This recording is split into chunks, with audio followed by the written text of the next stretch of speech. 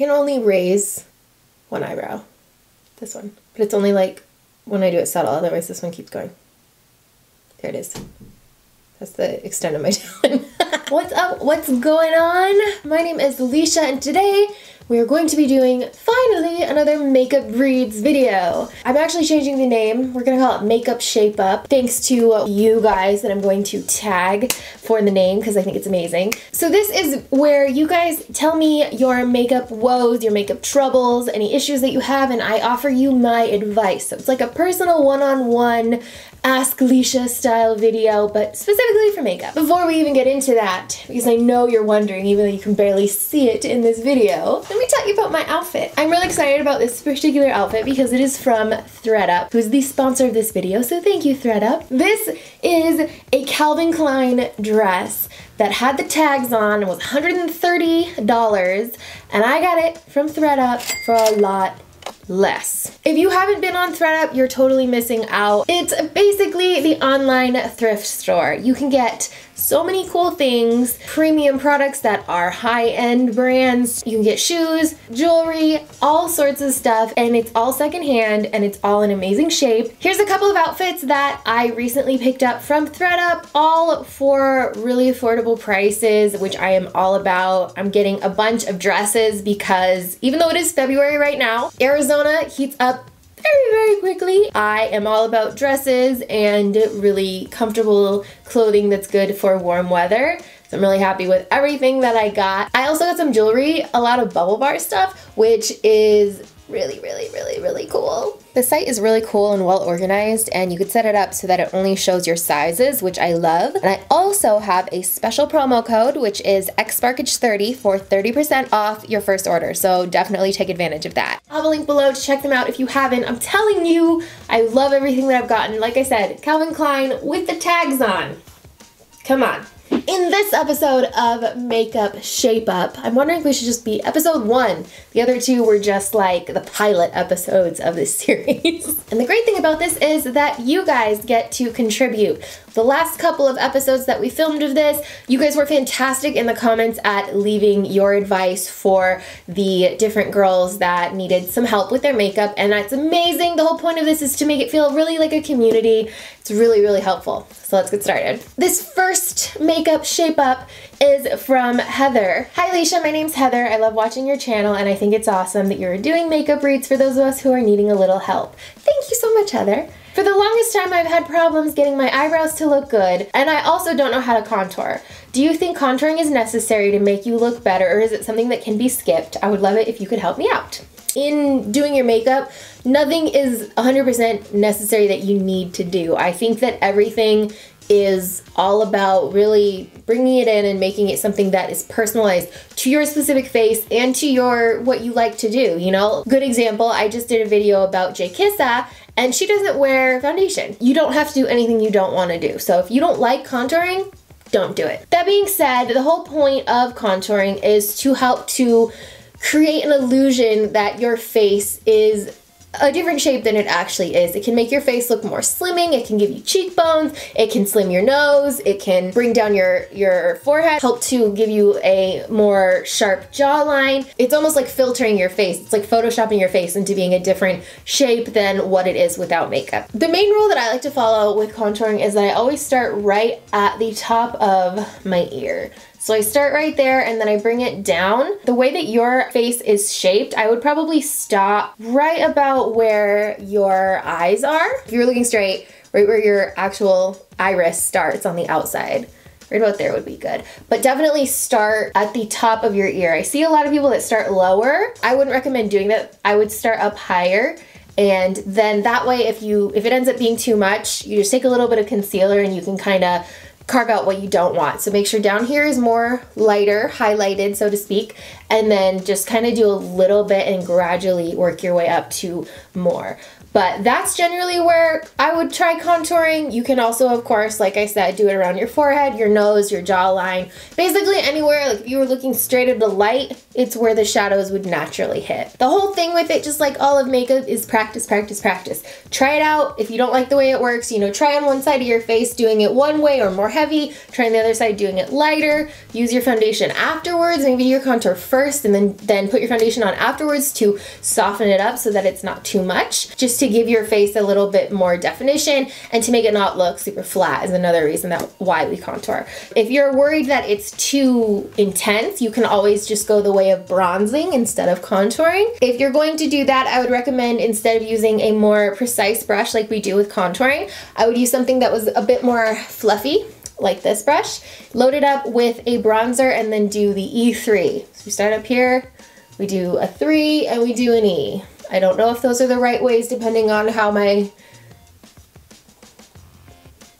this is the 3, this is the E. But that way you get that little bit of definition and a little bit of breaking up, because if we're just doing foundation, sometimes it can look very flat. And so adding even just a little bit of bronzer can sort of break it up. Again, makeup is all about doing what you're comfortable with, what you like, so no, it's absolutely not necessary. It just is depending on how you want your look to look. For your eyebrows, just looking at your pictures, the one thing that I would recommend is, it looks like if you like your shape, then you just need to fill in a little bit towards the inner corners, because it looks like the inner part of your eyebrows is a little bit patchy, which, trust me, you don't even know the history with my eyebrows. It's just ugly. It's ugly. So I totally understand the patchiness. What I would recommend doing is using a really thin pencil. My favorite is the one from It Cosmetics, but Anastasia has one, Urban Decay has one. Basically everyone has one where they're like these little micro fine ones, and you can make essentially little hairs with them. And so that's what I do in the inner corner part. I also feel like your eyebrows, and this is just a personal opinion, I feel like your eyebrows are a little bit thick. I think that if you took off just a tiny bit, it feels like they kind of dip down a little bit on the inner part. So I wonder if you just took out a little bit down there, if that would make them flow a little bit better, because it does seem like they get thick pretty quickly. And so taking off just that little bit might help with that. I do recommend, because it is changing up the shape of your eyebrows, to go to a professional and have a professional do it, because tweezing is a scary thing, and it is so easy to just keep going and then all of a sudden you have no brows. Trust me, I can't tell you guys how there is a past. If you feel like going into the depths of xSparkage, you can find where mama had like pencil, like ugly, ugly, ugly brows that I just threw some powder in, and it was sad times. So I know how easy it is to go over the top with your eyebrows. Don't recommend it. So I would recommend going to somebody, kind of showing them what you want. You can, you know, take this still from this video and show where I Photoshopped, just to give you an idea. Totally up to you. Otherwise, I would recommend just filling in that inner area and then maybe using a pencil just to extend your brows, especially if you're going to do bright looks like that. I really feel like, you know, they say the eyebrows frame the face, and I feel like that's very true, especially when you're doing heavy eye makeup. Having the eyebrows that are a little bit darker, a little bit filled in, definitely helps to just bring everything together.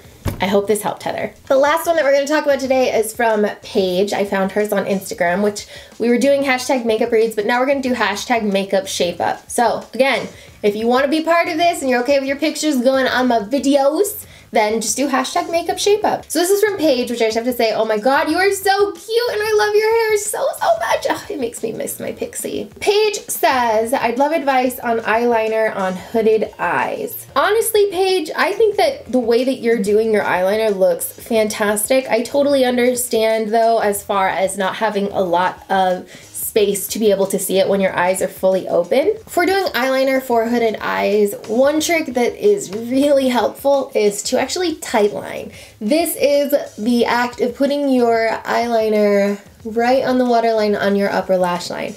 This can be something that takes a little bit of effort and a little bit of practice, because it can be a little bit difficult. The main way that you might think to do it is to take an eyeliner pencil, you look away, and then you kind of just really lightly can color in on the waterline. So another trick that works really well is to do one of two things. You can either take just your eyeliner, put it on the lower lash line, or what I think works even better is to take a gel liner, dip your pencil in there, and then apply it. It'll be nice and thick, and then you just kind of squeeze your eyes together.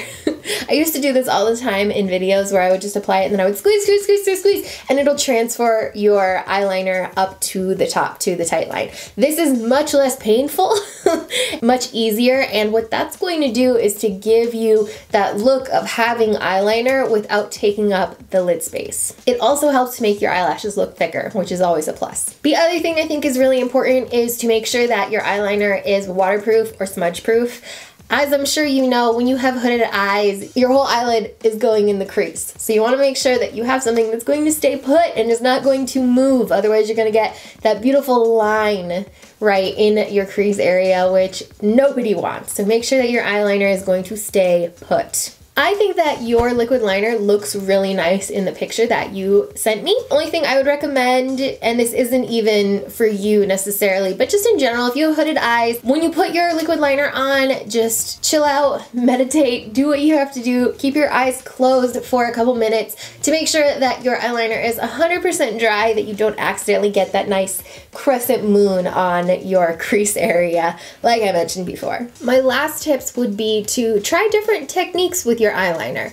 Maybe that means, you know, tight lining and then just creating kind of a flick on the outside if you want a winged eyeliner look. That also can mean doing an upside down eyeliner. Really doing the exact same thing that you would do on the top, but on the bottom. This is actually really a cool technique that I should probably do more often, but it's doing this exact same thing except you're doing it backwards. Creating that line and then going downwards with it, and that way you have all of that lid space to play with. So I would try just doing the flick, doing the tight line, and then try even doing it upside down because it's a really cool, different look, but you're still getting that eyeliner vibe. So that is it for this episode of Makeup Shape Up. I really hope that you guys enjoyed. Make sure you tag me on Instagram, hashtag Makeup Shape Up, and I will go through those and pick some for next time. I promise I'm gonna try and do 2 a month. That's my goal. Also, you can email makeupshapeup@xsparkage.com if you want to send something that's a little bit more in depth.